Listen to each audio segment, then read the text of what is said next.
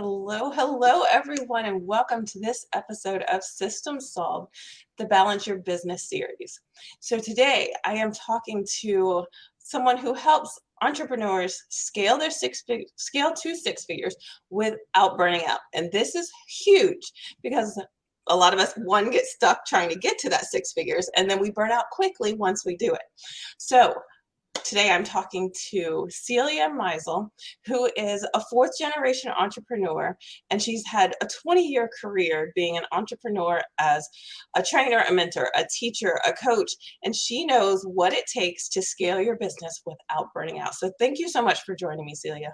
Thank you for having me. I'm really excited to talk to you because, like I said, a lot of people get stuck when it comes to trying to do all the things in their business. And for me personally, when I started my business, I had two kids. Within 5 months, I had another one, on the way. So it's like I've got a baby on each knee and I'm trying to build this business. And I was trying to serve my clients 24 hours a day. Like I was always available. So the conversation around burnout is much needed because you can't serve everybody all the time and still be functional. Right. So I'm curious to how you got here, why you got here, and how you help your clients.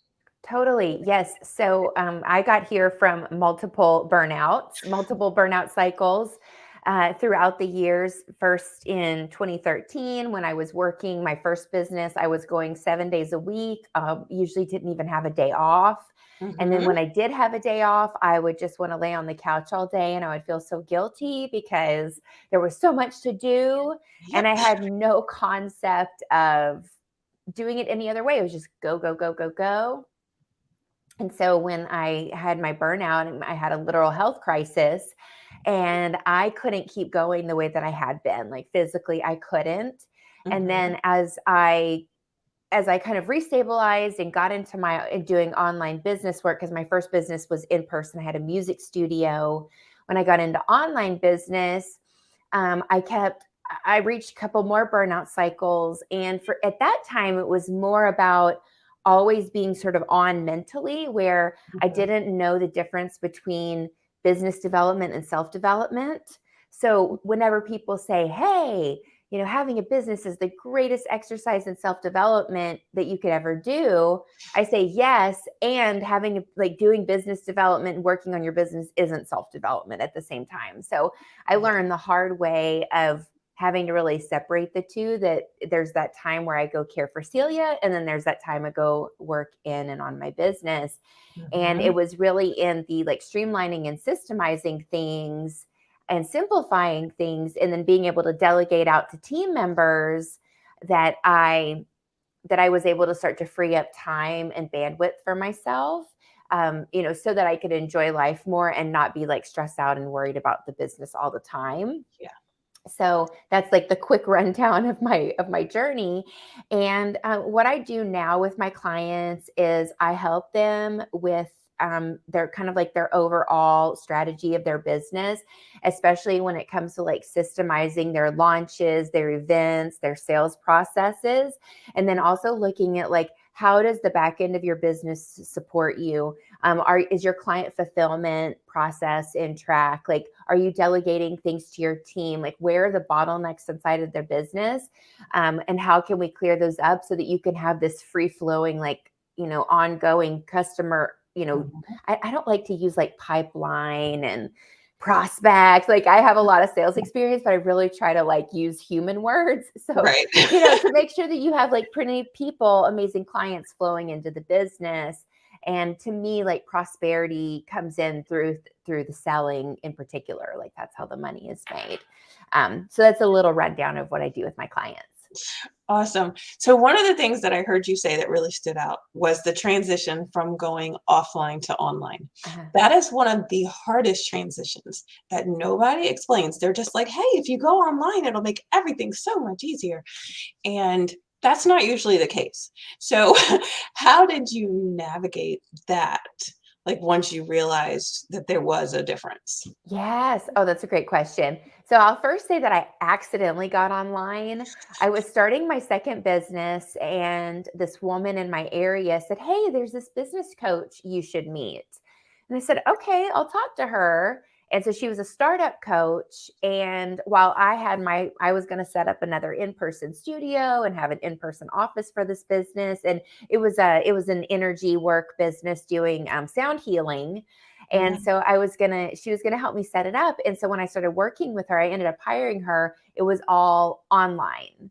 And so she helped me with my flyers and things like that. She's like, hey, you need a website, you need an opt-in, you need these things. And I was like, oh my gosh. And you need packages. So, I mean, Yeah. while there were elements of it that it could translate into, a local business, it was definitely more like online marketing focused. Mhm. And so that got me introduced into the world of online business. That was 2014. And then I went down the rabbit hole.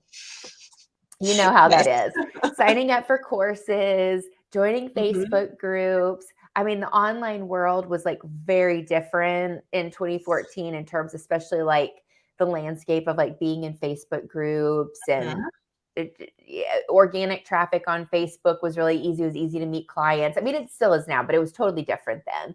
Very. So just meeting people and just kind of exposing myself to the online world and learning as much as I could. And also deciding like this is a path that I want to take because I had the burnout. I couldn't really sustain the in-person, seeing like 30 clients a week or whatever it was. And so I needed something like that I could work from home. And so that's what kind of turned me on to the online. It was like, hey, I can work from home from my computer. And like my first client I got was from France. So I'm like, oh my gosh, like now I'm global. And so there was just all Exactly. these things that came into my world that really got me excited about being online and the possibilities that were available for it. So I'm not sure if I answered your question. So You did. we can dive into anything else you wanna touch on with that. Well, when you have those clients that are international, you're in your time zone and you've got somebody that's 6 hours ahead or 6 hours behind, how do you work your systems so that you can nurture that relationship without, losing your own nurturing? Yes. So, are you talking about like scheduling or delivery or? All the systems that go into the client relationship, because one, you're online, so it's not like you're seeing people face to face, and two, they're in a different time zone, so you've got to work around your own schedule, your family schedule, their family schedule, their business schedule. So how do you nurture those relationships? Is there a way to systemize those relationships so that you can, not to make it sound impersonal, but so that you can actually, connect with them in a way that feels good for everybody. Totally, totally. So I would say that like for the European clients, it's a little bit easier. It's not that big of a time difference. So Hmm. usually what I would do is like with I had a client in Ireland, I would meet super ultra early with her. Like we would do 7 a.m. calls. And so that worked really well because then it wasn't too late in the day for her. And I liked getting up early and having those coaching calls. Hmm. So I found that doing like the earlier mornings worked well for me. With when I worked with clients in Australia, that's a little different because like they're asleep right now. Right. So usually those appointments were later in the day. And so I would build my schedule around that. So it would be, so usually it's kind of a compromise between two. It's like, hey, we have this big time zone difference. So how can we make this work Right. between the two of us? And then I would say now the way that I have a flow in my schedule. So the way I've set my schedule now is that Mondays and Wednesdays are like my appointment days. So that's when I'll Hmm. take calls, I'll have client meetings. And then Tuesdays and Thursdays are I call them my creative flow days. And so that's when I'll do more of like the behind the scenes work, development of projects, take time for rest. If I need to just block out several hours to just like do self development or self care, like I have nothing on the books. If I need kind of a recovery day, Right. and that's something new that I've implemented. And then Fridays are kind of like they can go either way. Like it could be more of like a take care of things around the house. I can do a couple hours of that, or I could do sales calls or meetings. So I kind of keep flexibility with Fridays. And that's a new schedule that I implemented this year and just coming into the fall. And so far, it's really working well. And of course, if I have to book something on a Tuesday or a Thursday, I have that option. It's at my discretion. Right. But but generally I will say no to things that fall on Tuesdays and Thursdays and just be okay with that. I love that. I think what you said right there is so important. You give yourself the space and the grace to have that time to do what you need to do for your business, for your home, and to be able to serve clients on a schedule that feels good to you. And I think most people, when they think of systems, they think of all the restrictions and, you're locked into doing these things.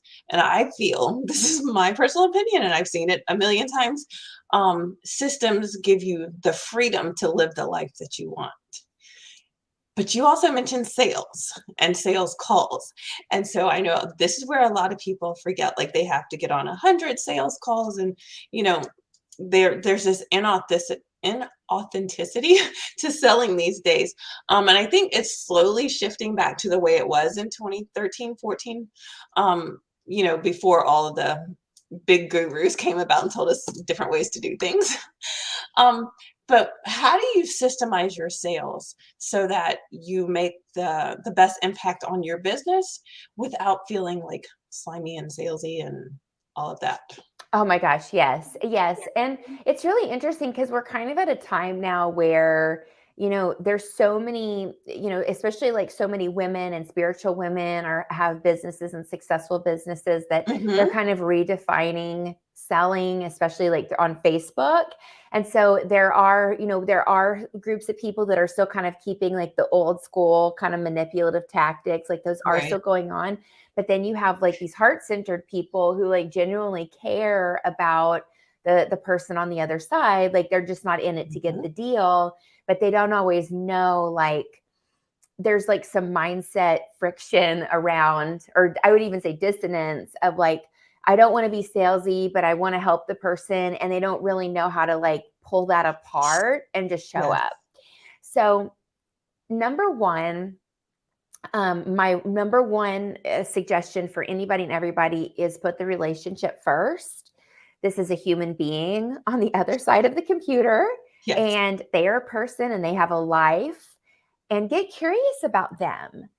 Get curious about them. Go to their Facebook page, look up like what is on their posts.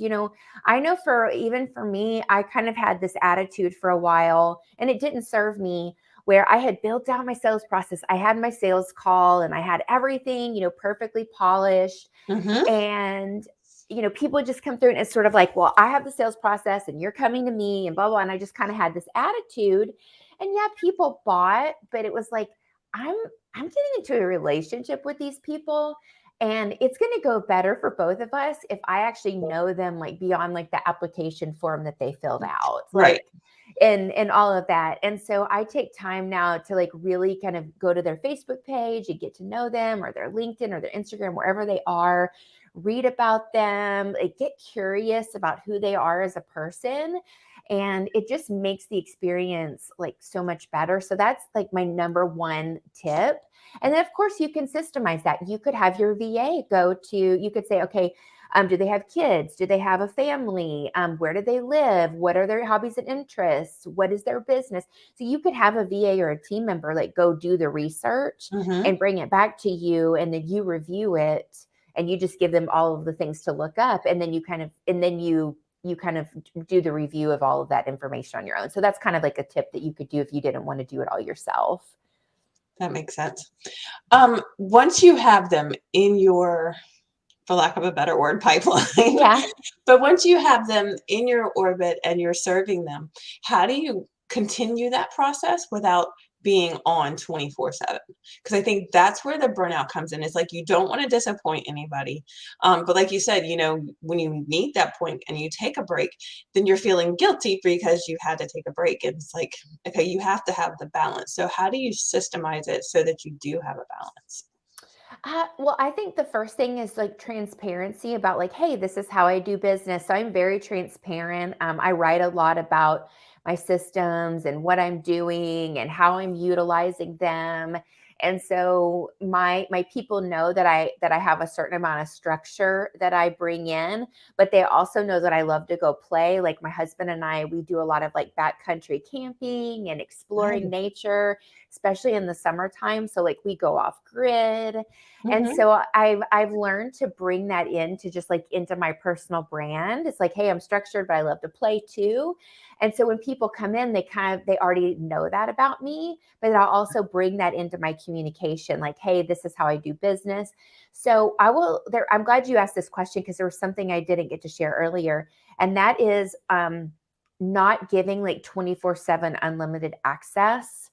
So something I'm implementing now is like office hour. Like I'll have, if you need, like say Voxer, for example, Mm-hmm. like this is my day that you can, I have office hours on Voxer and you can send me up to a 90-second message on during that office hour for a quick reply.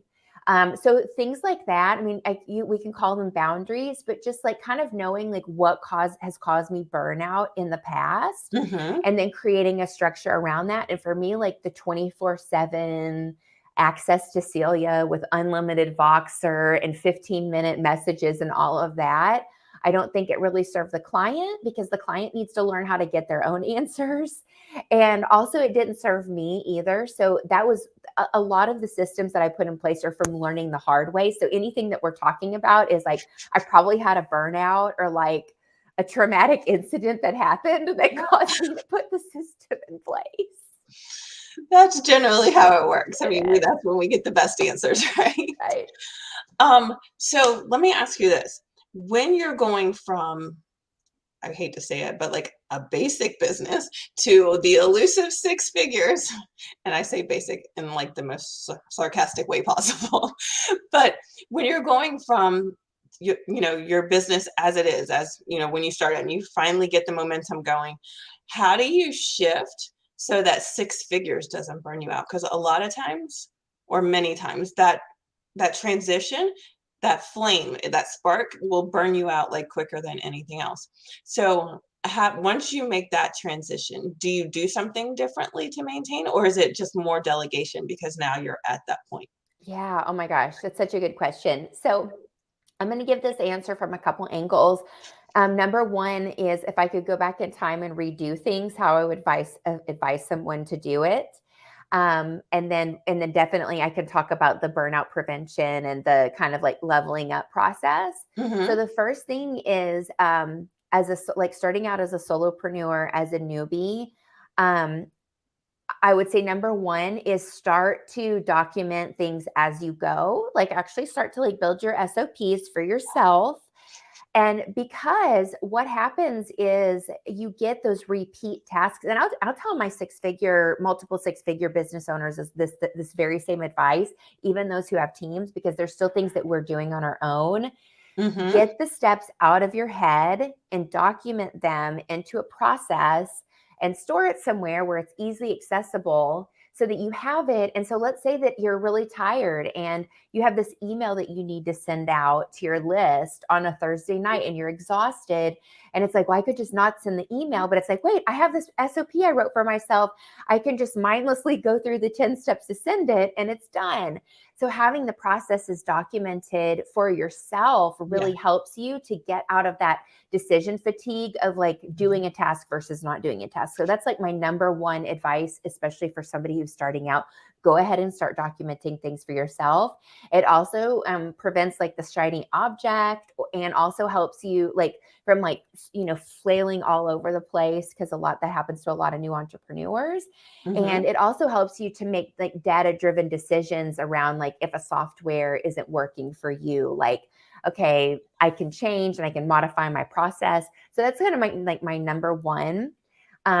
More on like the system side. My number two would say, like, as you start to go up in income, your packages and your prices need to level up. Mm-hmm. Right. So like you've heard that it's like that saying, like what gets you to six figures isn't going to get you to multiple six figures. Well, Right. what gets you to 50K isn't necessarily going to get you to 100K. Right. So you have to, as you start to have those pops of revenue and getting booked out, what you want to do is start to systemize you're continue to grow and systemize as you evolve your business, Mm-hmm. so that it becomes sustainable, and definitely start to delegate and hire out as much as you can, and then level up your packages too, because like as you get more in demand, you can raise your prices, you're getting more of your expertise, so you don't have to charge as much.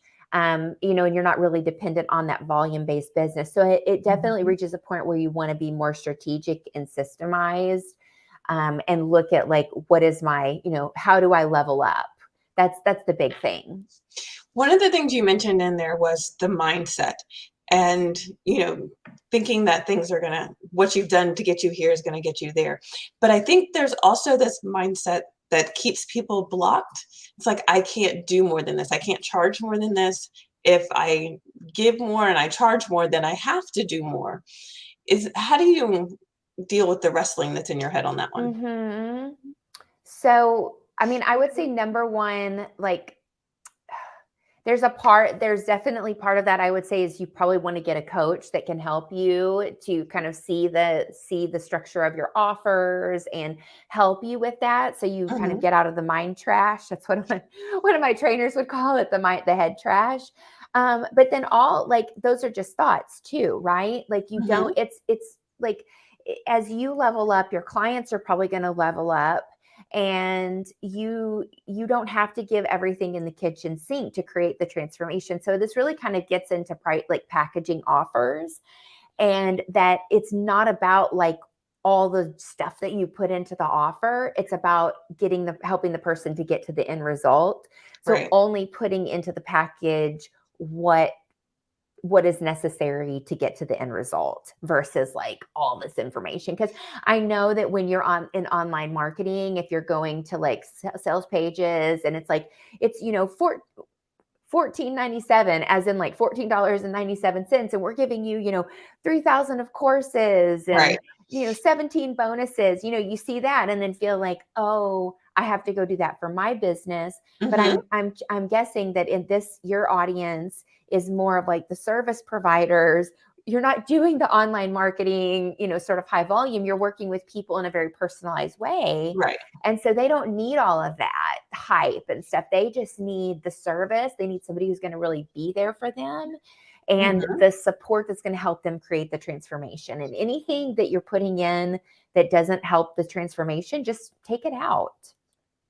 Yeah, I think that's the thing, is the more stuff you put in there, it does the opposite of what you think it's doing. You think it's going to raise your value and it's going to make you look like, you're offering so much more, but it actually cheapens what you're doing. Because it's like, if you've got to add this much stuff into, kind of hype up your product, like you said, then there's something wrong somewhere in there. And do I really want to buy this? So that's something to think about. Like, all your hype tactics, people are starting to read through them and they're seeing the opposite of what you're intending.